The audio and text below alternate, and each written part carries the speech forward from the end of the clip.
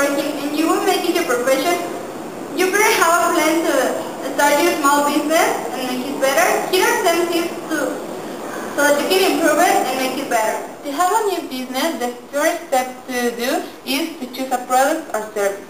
You have to think what problem or need you want to solve, and for that you have to do a market research. You have to do an investigation and know which product could be successful in a determined market and what could you do with that to make it different from the others.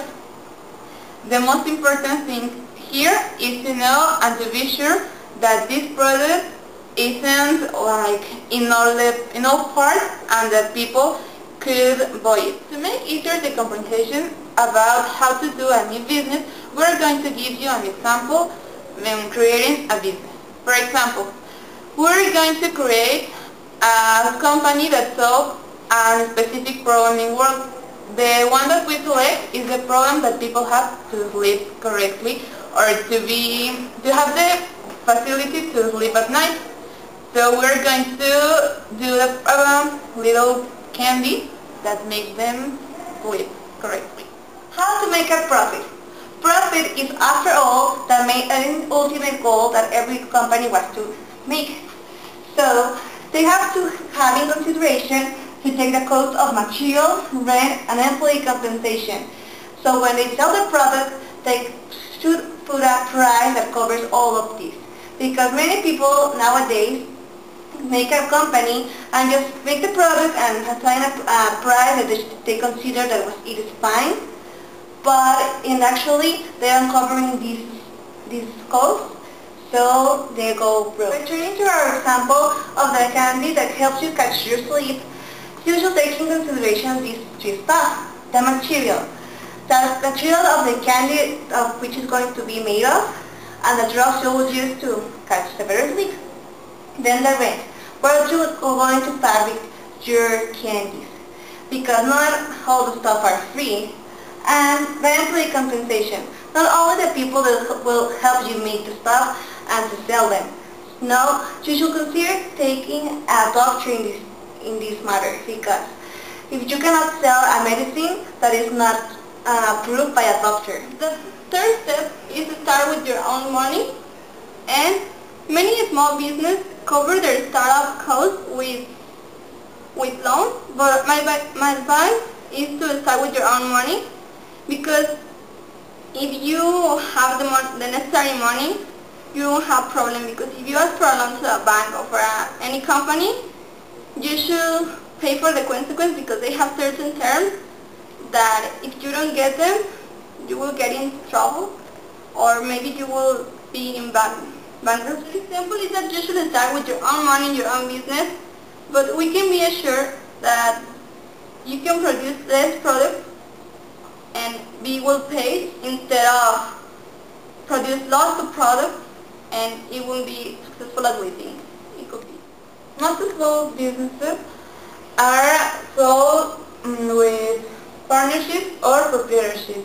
For that kind of business, it's recommendable to have an insurance and protect themselves, because if the company has a problem, they are going to pay all the stuff and all the necessary debt and things like that. So if they have the insurance, they can help you or help the company to pay all of them and not to have to pay it of your bucket. Another way to protect yourself is to make an alliance with a company. You have to know which kind of company can help you with your product. In our own company, we want to make an alliance with Sunrix, that is a candy company, and that can help us if we have a problem, and they can tell us how to fix it, and with that we can solve all the stuff, and we can be successful with needed form. Start small. All of small business want to be very successful. They have lots of locations and receive a lot of revenue. But they should start to walk before they want to run. You should take in consideration the profit margin you're going to have. You can install a lot of locations thinking that you will make enough money. It's better to start small and then become to a bigger enterprise like the old other companies have made, that being a big enterprise and then go broke. So in our case, we'll start with a small shop in a mall. Then, for protecting ourselves, we would like to have an alliance with families. So that way we are protected and we also can expand to a bigger company. The step number 6 is getting in writing. It's important to do business with handshake, but also in the contract that they prove you that signing that they can pay you back. And also you don't have to be innocent. I mean, they have to prove you with facts in signing the contract in a contract form. And also, most of the contracts varies depending on the state, and it can save you like from headache and all that stuff, so that you can be sure that if you have the contract, you have the proof that they will do that. The example is that if we are selling products to our clients, we must be assured not only with the handshake that they will pay back, also signing the contract, and also they are assuring us that they will pay and do that. The step number 7 is to keep your edge. This step tells you that it's important to have a better product. So you have to give a push to your product, and it can be like a better location than other companies, a better manufacturing and distribution process, or maybe some small things that make your clients know that your product is better than others. Another important thing is not to say to anyone the company's secrets, because that things are the ones that make you be the only one that has something, and this is what makes you successful, or that can make you going broke. In our product, the advantage that we have is that there isn't in the market a candy that can help you to sleep. So we have a function specific and unique.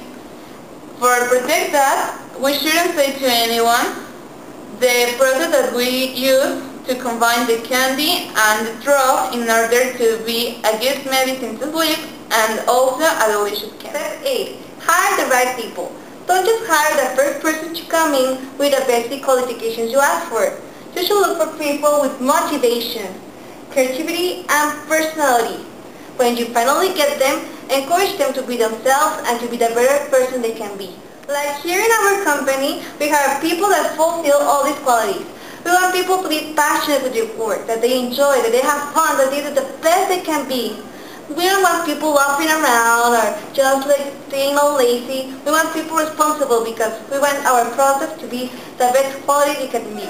Put them in your relationship. In my opinion, it's better to hire people as independent contractors because it saves you time and money rather than full-time employees. And according to the Internal Revenue Service, they will impose penalties on business that they will not hold for workers, and you have to pay taxes. So I think it's better to hire people as independent contractors because it saves you time and saves you. An example of this one is that we hire people as independent contractors because as I said before, it saves time and money, and we give our products to a cheaper price and with quality as well. Although it is a kind obvious, it's important to remember the step number 10. It tells us that it's important to pay our bills and taxes. And it's very important to remember all the days that the taxes or the bills have to pay, and to know all the direct taxes to pay. For example, in our company, we have like specific taxes to pay for using medicines or drugs and things like that. So we have to know the dates and where do we have to pay them to go, and to not have problems with that. As a brief summary of our presentation, if you had a great passion, you can turn it into a successful business.